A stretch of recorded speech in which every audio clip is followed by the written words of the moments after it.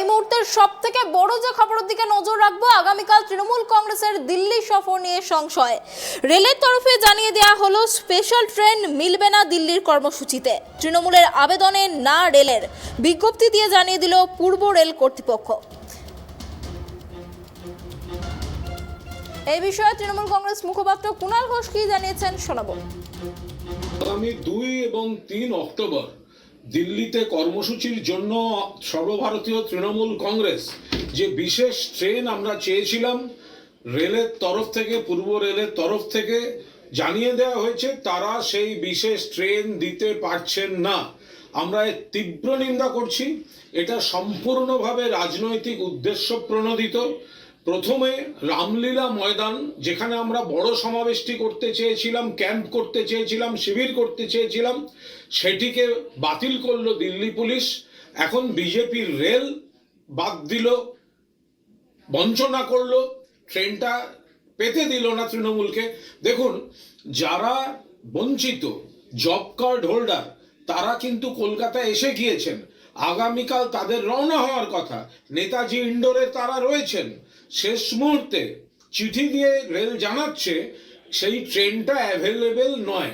অর্থাৎ যে সর্বভারতীয় তৃণমূল কংগ্রেস মমতা বন্দ্যোপাধ্যায়ের নেতৃত্বে, অভিষেক বন্দ্যোপাধ্যায়ের সেনাপতিত্বে দিল্লির বুকে, রাজধানীর বুকে কাঁপিয়ে দিচ্ছিল, সেটা এরা ভয় পেয়ে কর্মসূচি বানচাল করার জন্য, কর্মসূচির ক্ষতি করার জন্য এইভাবে রেলটি থেকে বঞ্চিত করলো। আইন মাফিক, নিয়ম মাফিক আমরা ট্রেনটি চেয়েছিলাম, সেই ট্রেনটি দেয়া হবে না। শেষ মুহূর্তে এসে এখন আমাদের জানালো আমাদের শীর্ষ নেতৃত্ব পরিস্থিতি খতিয়ে দেখছেন। এটা অত্যন্ত দুঃখের এবং দুর্ভাগ্যের যে গণতন্ত্রের কথা যে কেন্দ্রীয় সরকার এবং বিজেপি বলে, তারা আমাদের বঞ্চিত করছে সমস্ত দিক থেকে। অর্থের ব্যাপারে, জিএসটির ব্যাপারে, মনরেগার ব্যাপারে, আবাসের ব্যাপারে, 100 দিনের কাজের ব্যাপারে। এবং সেটা নিয়ে যখন আমাদের দীর্ঘদিনের আগে ঘোষিত কর্মসূচি, সেই কর্মসূচিকেও যাতে সফল না হয় তার সব রকমের প্রচেষ্টা কিন্তু কেন্দ্রের সরকার, বিজেপি সরকার চালাচ্ছে। আমরা খবর পেলাম যে আমাদের যে স্পেশাল ট্রেন, সেই স্পেশাল ট্রেন দেওয়া হচ্ছে না। সেটা কিছুক্ষণ আগে আমরা খবর পেলাম সেটা ক্যান্সেল করা হয়েছে। যেখানে আমাদের কলকাতায় সকল আমাদের জব কার্ড হোল্ডার্সরা এসে পৌঁছেছেন, তারা যাবেন। কিন্তু আমরা বলছি যে আমরা যে কোনো অবস্থাতেই আমরা দিল্লি পৌঁছবো এবং আমরা আমাদের যে দাবি, আমাদের যে হক, আমাদের যে অধিকার, সেই ব্যাপারে আমরা আমাদের আওয়াজ, আমাদের বক্তব্য, সেটা আমরা দিল্লি, ভারতবর্ষের রাজধানীতে আমরা তুলে ধরব এবং আমরা আমাদের যে কর্মসূচি ভারতবর্ষের মানুষকে আমরা সেটা জানাবো। এই সরকারের চরিত্র, তাদের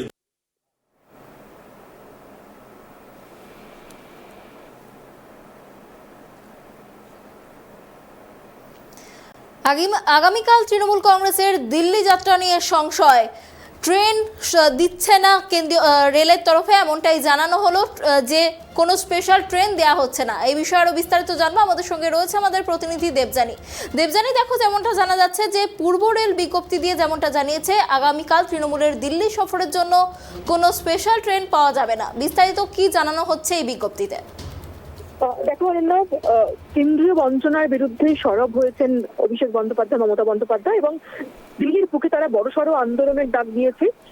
অক্টোবরের 2 তারিখ এবং 3 তারিখ আমরা জানি যে জব কার্ড হোল্ডারদের নিয়ে অভিষেক বন্দ্যোপাধ্যায় তিনি ধর্নায় বসতে চলেছিলেন। কিন্তু রেলের কাছে যে বিশেষ ট্রেনের আবেদন করা হয়েছে, সেই ট্রেনের আবেদন খারিজ করে দেওয়া হয়েছে। এখনো পর্যন্ত তার খবর রেলের তরফে যেটা জানানো হয়েছে যে যে রেকের দরকার, সেই রেক তারা অ্যারেঞ্জ করতে পারছে না। সে কারণে বিশেষ ট্রেন, যেটা 22 কোচের ট্রেন তৃণমূলের তরফে আবেদন করা হয়েছিল, সেই 22 কোচের ট্রেন তারা দিতে পারছে না। আমরা জানি যে তৃণমূল কংগ্রেসের সাংসদ শুভাশিস চক্রবর্তী তিনি গতকালই চিঠি দিয়েছিলেন রেল মন্ত্রকে এবং তিনি জানিয়েছিলেন যে এই 22 কোচের ট্রেন দেওয়া হোক, এবং রেল কর্তৃপক্ষ জানিয়েছিল যে এর জন্য 50 লক্ষ টাকা লাগবে ভাড়া বাবদ, এবং তার জন্য 11 লক্ষ টাকা অগ্রিম দিতে হবে। সেই অগ্রিম টাকাও দিয়ে দেওয়া হয়েছিল তৃণমূলের তরফে। এমনকি যে সমস্ত জব কার্ড হোল্ডারদের তারা দিল্লিতে নিয়ে যাবেন, প্রায় 3 থেকে 4 হাজার জব কার্ড হোল্ডার ইতিমধ্যেই কলকাতায় নেতাজি ইন্ডোর স্টেডিয়ামে এসে রয়েছেন। তাদের থাকা খাওয়ার ব্যবস্থা করা হয়েছে। তৃণমূল নেতৃত্ব তারা গিয়ে সেখানে সেই জব কার্ড হোল্ডারদের সঙ্গে দেখা করেছেন, কথা বলেছেন। আগামীকাল সকাল 8টায় হাওড়া থেকে সেই বিশেষ ট্রেন মনরেগা এক্সপ্রেস ছাড়ার কথা ছিল। পরের দিন অর্থাৎ 1 অক্টোবর সেই 1 অক্টোবর সকাল 8টার সময় নিউ দিল্লি স্টেশনে ট্রেনটি এসে পৌঁছানোর কথা ছিল। কিন্তু পূর্ব রেলের তরফ থেকে আজকের এই যে বিজ্ঞপ্তি জারি হয়েছে কিছুক্ষণ আগেই, তাতে এই তৃণমূল কংগ্রেসের এই জব কার্ড হোল্ডারদের যে দিল্লি যাত্রা সেটা নিয়ে অনেকটাই সংশয় তৈরি হলো। এবং যদিও তৃণমূল কংগ্রেসের পক্ষ থেকে যেটা জানানো হয়েছে, তারা অফিসিয়ালি জানিয়েছে যে এটা নিয়ে তারা আলোচনা করছে। বিকল্প কি ভাবা যায়, অন্য কোনো ভাবে তারা এই জব কার্ড হোল্ডারদের নিয়ে যেতে পারেন কিনা সেটা নিয়ে আলোচনা করছে। কারণ কুণাল ঘোষ, তাপস রায় তারা ইতিমধ্যেই প্রেস কনফারেন্স করে জানিয়েছেন যে তারা দিল্লিতে পৌঁছবেন, যেভাবেই হোক তারা এই আন্দোলন গড়ে তুলবেন। 2 তারিখ এবং 3 তারিখ দিল্লিতে তাদের যে পূর্ব ঘোষিত কর্মসূচি ছিল সেটা হবে।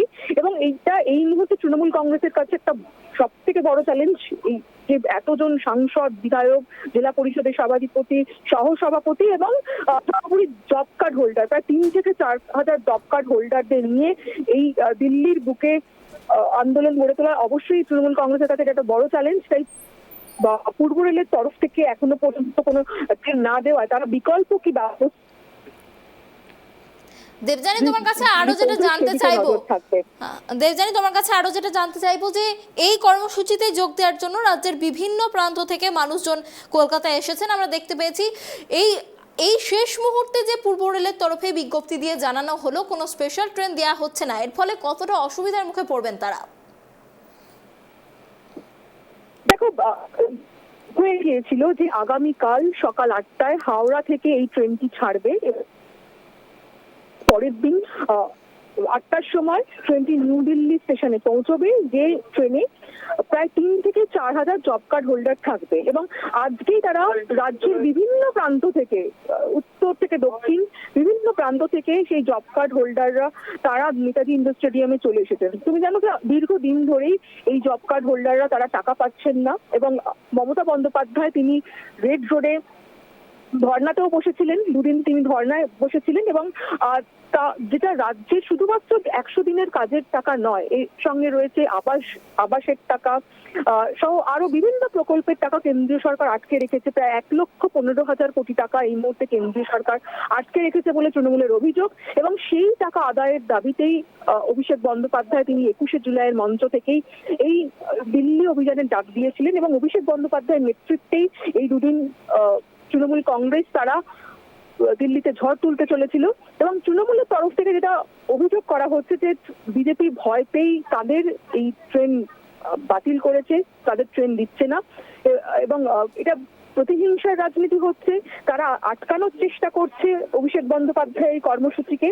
আমরা জানি যে গতকালই ইডি অভিষেক বন্দ্যোপাধ্যায়কে 3 তারিখ তলব করেছে। এবং তারপরে আজকে এই যে ট্রেন না দেওয়ার যে সিদ্ধান্ত নিয়েছে এবং রেলের পক্ষ থেকে যে বিজ্ঞপ্তি জারি করে সেটা জানিয়ে দেওয়া হতে, সেটা তৃণমূল কংগ্রেস প্রতিহিংসার রাজনীতি হিসাবেই দেখছে অনন্যা। এবং তুমি যেটা জিজ্ঞাসা করছিলে যে কতটা সমস্যায় পড়লো, সমস্যায় তো অবশ্যই পড়লো, কারণ জব কার্ড হোল্ডাররা তারা দীর্ঘদিন ধরেই তাদের টাকা আটকে রয়েছে। অনেক মানুষ আছেন যারা অর্থনৈতিকভাবে ভীষণভাবে বিপর্যস্ত।